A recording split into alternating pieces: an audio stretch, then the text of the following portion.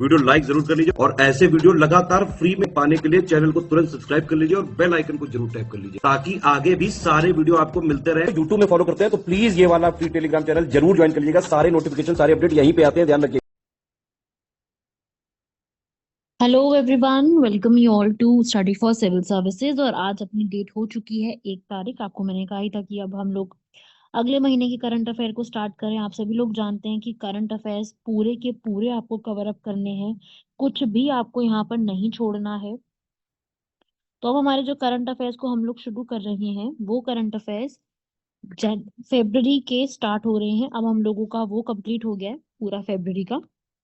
आप में से किसी भी स्टूडेंट को अगर पूरा पेड ग्रुप चाहिए, कुछ भी ज्वाइन करना है, कुछ भी पढ़ना है, तो आपको ये नंबर्स हैं, ये चैनल पे ज्वाइन भी कर सकते हो। ये हमारे पास टेलीग्राम चैनल के लिंक है, इसको ज्वाइन कर सकते हो। ठीक है। आर्टिकल्स को स्टार्ट करने से पहले मैं आपको बता दूं कि आप लोगों की जिम्मेदारी है कि आप लोगों ने बैठ करके तसल्ली से अपना जो, अब देखो, अब जनवरी के पूरे डेली वाले आपने कवर कर लिए है ना, मेरे साथ आपने डेली कवर कर लिया। अब आप ही ने वीकली भी कवर करने हैं। वीकली ऑलरेडी अपलोडेड है चैनल पर। ठीक है, अगर आपको वो नहीं मिलते तो मैं आपको बता देती हूँ। आप अपने उस पे यूट्यूब पर study for civil services current affairs playlist डालो, वहां पे सारे करंट अफेयर्स आ जाएंगे। ठीक है, उसमें आपको वीकली का सारा मिल जाएगा। वीकली फॉलो करो। पूरा जनवरी के वीकली 4 है हफ्ते, 2 घंटे की वीडियोस हैं पूरी। मतलब 4 हफ्तों के मिला के 2 घंटे की, ये नहीं कि एक 2 घंटे की है। चारों की मिला के 2 घंटे की वीडियो, उसको रट डालो। ठीक है। इससे क्या होगा, आपको पता चल जाएगा कि आपका डेली वीकली सब तैयार हो गया है। उसके बाद प्लेसेस इन न्यूज पढ़ो। इस पूरे चीजों से आपका करंट अफेयर देखना कितना ज्यादा ग्रो कर जाएगा, एकदम से ही आपको कितनी नॉलेज मिल जाएगी। और आपका करंट अफेयर का जो पूरा स्ट्रैटेजी है ना, वो बेस्ट हो जाएगी। समझ रहे हैं सब लोग? तो इस तरीके से अपने करंट अफेयर्स को पूरा कंप्लीट करना है आप लोगों ने। आज हम स्टार्ट कर लेते हैं भाई। 1 to 5 आर्टिकल्स। अयोध्या राम नगरी के बारे में पढ़ेंगे, डेमोक्रेसी दिवस पढ़ेंगे, एयरलाइन में यात्रियों के साथ बिहेवियर, आर्कटिक ग्रिप और एलईडी टेक्नोलॉजी। बहुत इंपॉर्टेंट आर्टिकल्स है सारे। जैसे सबसे पहले आपको पता है भारत की हिस्ट्री में अयोध्या डिस्प्यूट अब सॉल्व हुआ और हमारा राम मंदिर तैयार हुआ। असल में ये शुरुआत कैसे हुई और क्या था, चलिए थोड़ा सा पीछे चलते हैं और इस कॉन्सेप्ट को समझते हैं। थोड़ा सा बैक में हम लोग जाते हैं। तो देखिए यार, सबसे पहले अगर मैं इसके बारे में बात करूं तो शुरुआत में कब हुआ या कैसे हुआ, तो बहुत शुरुआत में जो है ये चीजें सबसे पहले जो हुई थी यहाँ पर, वो 1855 में हुई। 1855 में बाबरी मस्जिद के पास हनुमानगढ़ी मंदिर में हिंदू और मुसलमानों के बीच में बहुत बुरी झपड़ हो गई आपस में। 1885 में जन्म स्थान के महंत ने बाबरी मस्जिद के पास जो है राम चबूतरे पर राम मंदिर बनाने की अनुमति मांगने के लिए न्यायालय की तरफ गए। और बढ़ते बढ़ते 1949 में यहाँ पर बात बढ़ी। फिर 1986 में बाबरी मस्जिद के ताले यहाँ पर जो है वो खोल दिए गए और हिंदुओं को वहां प्रार्थना करने की अनुमति दे दी गई। फिर 1993 7 जनवरी को संसद से अयोध्या के जो कतिपय क्षेत्र होता है वहां पर उस रूल को पारित कर दिया गया। 2010 में इलाहाबाद उच्च न्यायालय ने अपनी विशेष पीठ से यहाँ पर इसको जीत लिया। तो इस तरीके से पूरे के पूरे जो इनिशिएटिव्स हैं वो यहाँ पे चलाए गए। फिर उसके बाद अब अयोध्या, हमें आप जानते ही हैं किस प्रकार से क्या चीज है, वो अब फैक्ट्स आप जानते हो। ठीक है, तो सोशियो कल्चरल सिग्निफिकेंस इसका यही है कि राम मंदिर जो है, जो बनाया गया है राम नगरी में, वहां पर टूरिज्म, लोकल इकोनॉमी बहुत बढ़ेगा। शांतिपूर्वक समाधान यहाँ पे निकाला है, उसकी एक मिसाल कायम हमारे यहाँ पे की गई है। और जो भी समुदाय थे उतने इतने सारे, उनके बीच में काफी बड़ा मुद्दा था, अब ये थोड़ा मुद्दा भी यहाँ पर सुलझ चुका है। अगर राम मंदिर की मैं आर्किटेक्चर की पूरी बात करूं भाई, अब हम ये देखें कि आर्किटेक्चर किस प्रकार से है राम मंदिर का, तो देखिए नागरा स्टाइल में बनाया गया है। ठीक है, आपको पता है द्राविड़ा नागरा अलग अलग प्रकार के स्टाइल होते हैं, तो उसमें से नागरा स्टाइल में ये बनाया गया है। साथ ही साथ ये भी आपने देखना है यहाँ पर कि इसमें मतलब नागरा स्टाइल में ये बनाया गया है। इसमें 5 मंडप हॉल बनाए गए हैं, 3 स्टोरी 3 माले जो होते हैं ना, मंजिल है, वो बनाया है। और हर मंजिल 20 20 फीट ऊंची है। इसमें 5 मंडप है: नृत्य मंडप, रंग मंडप, सभा मंडप, प्रार्थना मंडप, कीर्तन मंडप। ठीक है, ये आपको याद रखने हैं ये सारी चीजें। ये सब एग्जाम में पूछा जाता है, यही सारे फैक्ट्स तो सबसे ज्यादा पूछे जाते हैं एग्जाम में। ठीक है ना? तो ये चीजें आप लोगों को पढ़नी है कि भाई ऐसी ऐसी चीजें पूछी जाती हैं। उसके बाद यहाँ पर जो ये टेम्पल है, उसमें यहाँ पर श्री राम जो शिलालेख यहाँ पे लिखा गया है। और यहाँ पर मेन जो है वो बंसी पहाड़पुर गुलाबी बलुआ पत्थर लेके आया गया। ठीक है, ये सब कुछ का उपयोग किया गया। मकराना से मार्बल आया है, ये सब चीजें लेके आई गई है। तो भारत में जो नागरा स्टाइल का जो पूरा आर्किटेक्चर होता है ये बहुत पुराना है। नागरा स्टाइल जो आर्किटेक्चर है ये नॉर्थ इंडिया में ही आया था गुप्ता पीरियड के समय, जिसमें लंबी ऊंची जो है दीवारें, शिखर बनाया जाता है, कलश रखा जाता है जहाँ पर। ठीक है, बल्बनुमा पंख होते हैं जिसको कलश के रूप में जाना जाता है। तो ये सब हमारे नागर स्टाइल के एग्जाम्पल है, जो कि बहुत पुरानी तकनीक है भारत की। ठीक है, नागरा स्टाइल में थोड़ा सा ऊंचा सा प्लेटफॉर्म बना हुआ होता है, और गर्भगृह भी होता है वहां पर। मंदिर का सबसे पवित्र हिस्सा जिसको कहा जाता है, जहां पर देवी देवताओं की मूर्ति को जो असल में स्थापित जहाँ पे किया जाता है, शिखर के आकार पे सब कुछ तैयार किया जाता है। नागरा स्टाइल में बनाया गया, याद रखिएगा। और अगर कभी भी इस तरीके की चीजें होती हैं और भी कभी आगे, तो इन सबको सॉल्व करने के लिए 1993 में जो है एक एक्ट बनाया गया था, अयोध्या एक्ट, उसी के तहत पूरा किया जाता है, जिसके अंदर डिस्प्यूटेड लैंड को डिसाइड किया जाता है, ये सारी चीजें। ठीक है भाई, तो ये भी छोटी सी चीजें थी, मतलब छोटी छोटी जो कुछ इंपॉर्टेंट फैक्ट्स वगैरह थे जो हमसे एग्जाम में पूछे जाते हैं, तो मैंने सोचा कि आप लोगों को इसके बारे में बता दूं।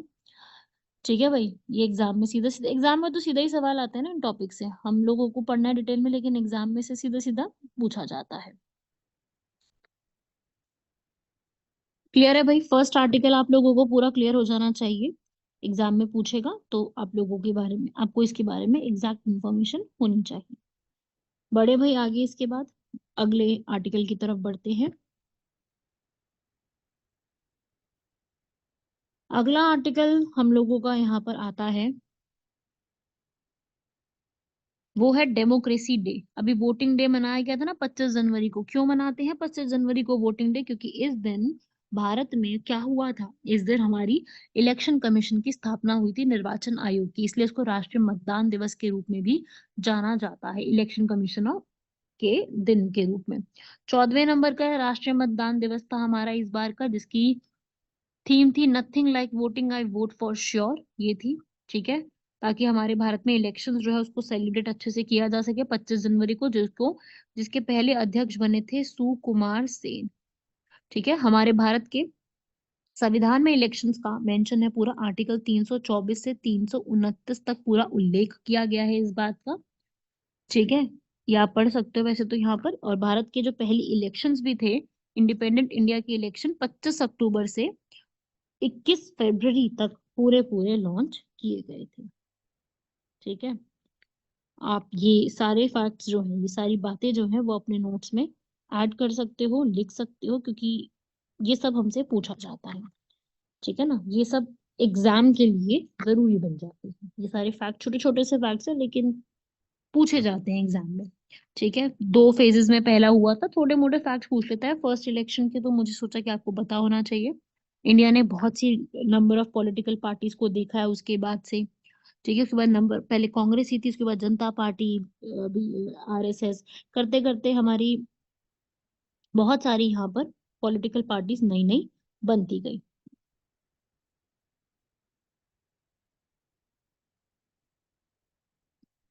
ठीक है भाई, उसके बाद इलेक्शंस कमीशन की मैं बात करूं तो आर्टिकल 324 में लिखा हुआ है उसके बारे में, और ये पूरी तरीके से यहाँ पर काम करती है इलेक्शन कमीशन।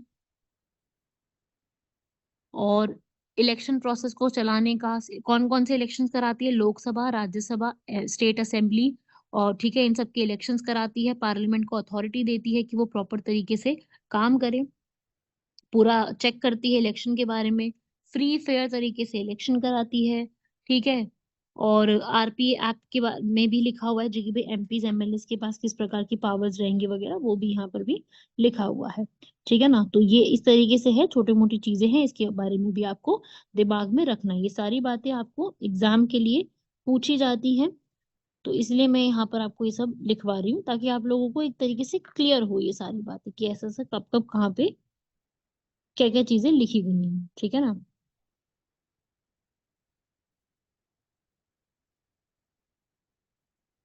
इलेक्शन कमीशन निर्वाचन आयोग की ही सारी जिम्मेदारी होती है, ऑल इंडिया बॉडी है, पूरे तरीके से काम देखती है। किस चीज के ऊपर काम देखती है? हर चीज के ऊपर, इलेक्शंस के जुड़ी हुई हर एक चीज स्टार्टिंग से लेकर एंड तक हर एक चीज को चेक रखने की जिम्मेदारी रखती है।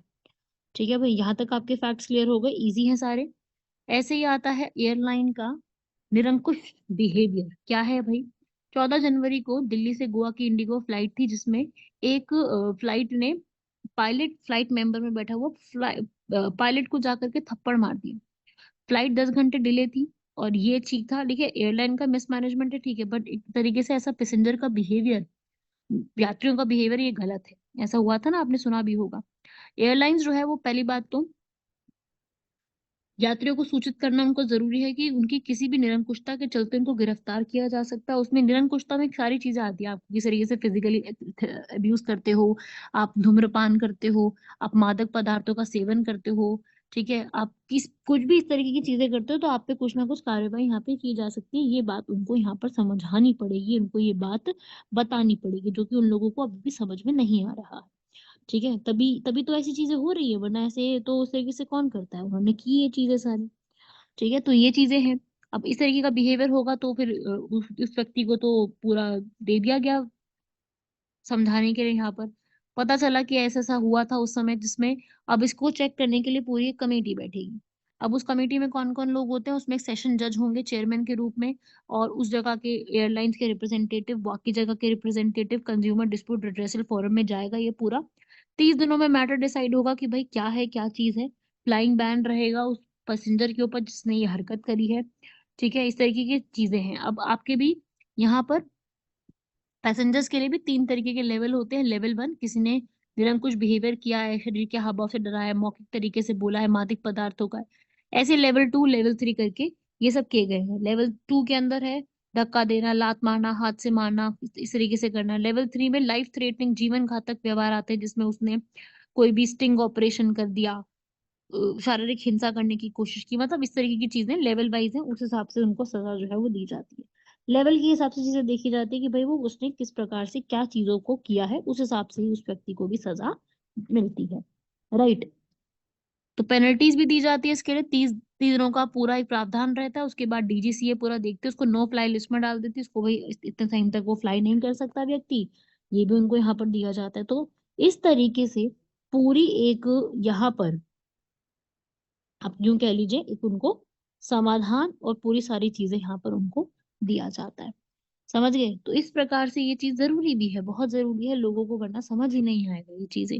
डीजीसीए पूरा यहाँ पे चेक रखती है। डीजीसीए सिविल एविएशन के अंडर एक ऑफिस है, जो कि सिविल एविएशन सेफ्टी इश्यूज पूरा चेक रखती है। ट्रांसपोर्टेशन और जितना भी ये सारा काम होता है ना इन सब से जुड़ा हुआ, सब चीजों को यहाँ पर ये पूरा एक प्रकार में चेक करती है, पूरा का पूरा देखती है।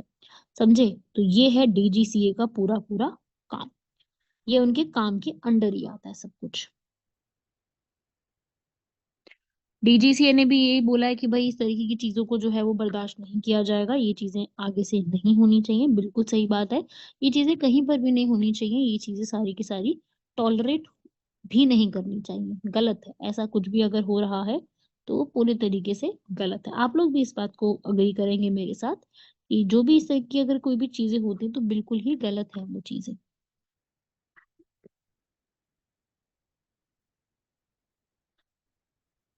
ठीक है भाई, चलिए। हाँ, ये आपको डिटेल में नहीं जानना कि भाई पूरे उसमें और ये क्या चीजें हैं, मेन अब तो यही है आर्कटिक ग्रिप के ऊपर यूएस विंटर्स। क्योंकि अभी रिसेंटली ऐसा आया है खबर कि यूएसए में बहुत जबरदस्त जो है वो ठंड के केसेस देखने को मिल रही हैं। ठीक है, अगर इस तरीके की चीजें यूएसए में हो रही हैं तो इसके पीछे का क्या कारण हो सकता है, और वहां पे क्या ऐसा हो रहा है जो इतने जबरदस्त वहां पर ऐसी चीजें हो रही हैं। तो देखो, इसे हम कहते हैं आर्कटिक ग्रिप का होना। वहां पे बहुत जबरदस्त फ्रीजिंग कंडीशंस हो रही हैं, जिसकी वजह से बहुत लोगों की डेथ भी हो चुकी है। टेक्सास, फ्लोरिडा जैसी जगह पे आर्कटिक जैसा वेदर चल रहा है, बहुत तेज हवा की लहरें चल रही हैं। ठीक है, तो यहाँ पर जो है अलग अलग जगह पे ये चीजें देखी जा रही हैं भाई, कि ब्रोकन पाइप्स हो गई हैं, वो वाटर प्रेशर लो हो गया है, इतने वाटर एरियाज को रिपेयर किया जा चुका है, घरों में बिजनेसेस में लीक की सिचुएशंस बढ़ती जा रही है, तो उन सबको भी सुधारने की कोशिश की जा रही है। ठीक है, तो इस तरीके से ये सिचुएशन वहां पे चल रही है। समझ गए बात को? कॉन्सेप्ट समझ में आ गया कि क्या हो रहा है? तो वही चीज है कि अगर ये चीजें हो रही हैं तो इनको हमें क्या करना पड़ेगा, देखना पड़ेगा कि एक्चुअली में ऐसा क्यों हो रहा है, इसके पीछे जो है वो क्या रीजन हो सकता है। तो भाई वहां पे वाटर क्राइसिस आ गया, इसी के चलते में रेस्टोरेंट्स और बार्स जो है ग्राहकों को सर्व करने के लिए बोतल बंद पानी का उपयोग कर रहे थे, और वहां पर जल संकट के कारण वो भी बंद कर दिए गए हैं। तो काफी ज्यादा इम्पैक्ट पड़ रहा है यहाँ पर, दिखाई देना बंद हो गया है कई जगह पर। ठीक है, क्योंकि इतना जबरदस्त वहां पे बुरा हाल हो रहा है, दिखना ही वहां पर काफी हद तक बंद हो गया है। ठीक है, तो इस तरीके से है वहां पर जो चीजें चल रही हैं। सो आप लोगों को भी इसी तरीके से ये चीजें पढ़ते हुए चलनी है, एग्जाम में सीधा सीधा इससे भी सवाल बनता है। ठीक है भाई, इसकी वजह से ऐसा क्यों है, इसके पीछे के रीजंस जो है ना वो हमारे लिए जरूरी है, वहां से पूछा जाता है कि इसके पीछे के रीजंस क्या है ना, रीजंस हमसे जो है वो पूछता है। तो भाई आर्कटिक जो है प्रकोप वो ज्यादा है, क्योंकि यूएस और कनाडा के बॉर्डर पे ये चीजें बढ़ती हैं, और क्लाइमेट क्राइसिस आ रहा है, हीटिंग बाकी जगह बढ़ रही है, वहां पे थोड़ी ठंडक बढ़ती जा रही है, स्टॉर्म के ट्रैक करना मुश्किल हो जाता है। एल नीनो भी इसका एक बहुत बड़ा कारण है। ठीक है भाई, ऐसे ही हमारा आज का लास्ट आर्टिकल भी है। लास्ट आर्टिकल यहाँ पे कहता है कि एलईडी टेक्नोलॉजी को बढ़ाया जाए। एलईडीज क्या होते हैं? एलईडीज लाइट एमिटिंग डायोड, जिसमें डायोड्स का इस्तेमाल किया जाता है। इलेक्ट्रॉनिक कंपोनेंट 5 mm वाइड होते हैं, 2 पॉइंट ऑफ कांटेक्ट होते हैं, जो कि करंट को फ्लो करता है पीएन जंक्शन के थ्रू। आपने अगर साइंस में थोड़ा बहुत पढ़ा है तो आप लोगों को ये क्लियर हो जाएगा। ठीक है, तो इस तरीके से ये चीजें हैं इसके अंदर। अब बात इसमें यह आती है कि ये इसका जो मेन पर्पस है, वो पर्पस क्या है इसका? इसका मेन पर्पस होता है कि भाई पूरा इलेक्ट्रिसिटी को फ्लो करना अलाउ करे। एलईडी का काम यही होता है। ठीक है, एक फिनोमिना होता है जिसका नाम है इलेक्ट्रोल्यूमिनेसेंस, उसके थ्रू ये चीज होती है। ठीक है, थोड़ा सा साइंटिफिकली कॉन्सेप्ट है, मैं आपको एक बार शॉर्ट में इस पूरे को एक्सप्लेन कर रही हूँ ताकि आप लोगों को भी थोड़ा सा क्लियर हो जाए।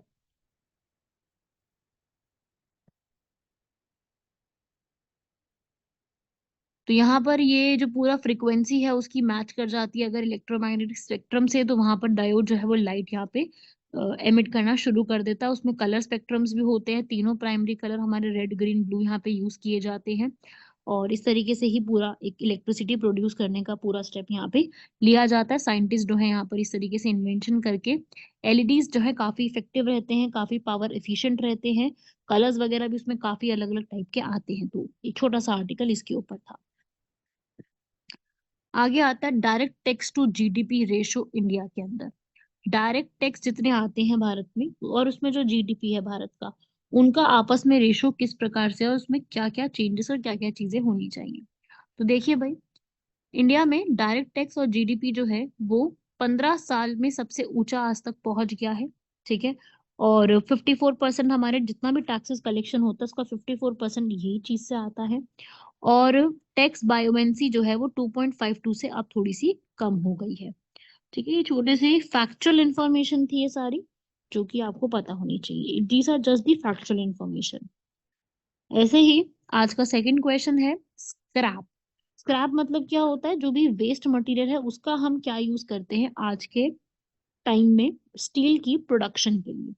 तो यहाँ पर स्क्रैप की प्रोडक्शन सरकार कह रही है कि हम इसको बढ़ाएंगे।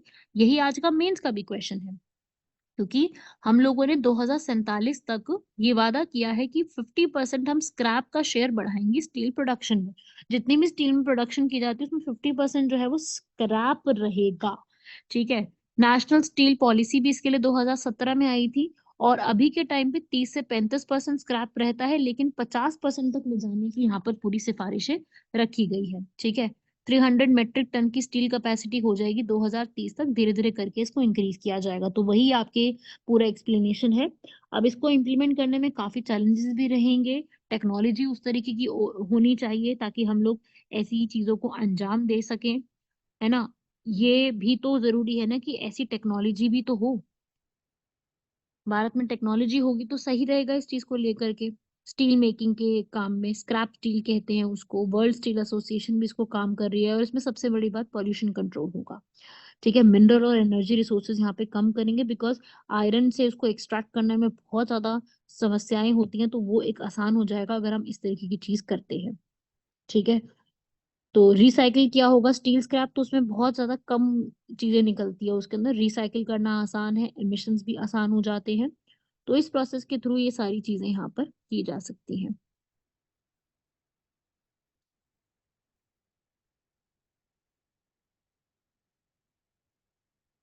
राइट एवरीवन, यहाँ तक कोई डाउट? यहाँ तक आप लिखिए, बाकी कोई भी डाउट है कुछ भी है आप मैसेज करके और उस पे कमेंट बॉक्स में मैसेज करके आप बता सकते हैं। बाकी ये थे हमारे इंपॉर्टेंट आर्टिकल्स, कंप्लीट कीजिएगा इन सभी को। मिलते हैं आप सभी लोगों से नेक्स्ट लेक्चर में। तब तक के लिए धन्यवाद, शुक्रिया, जय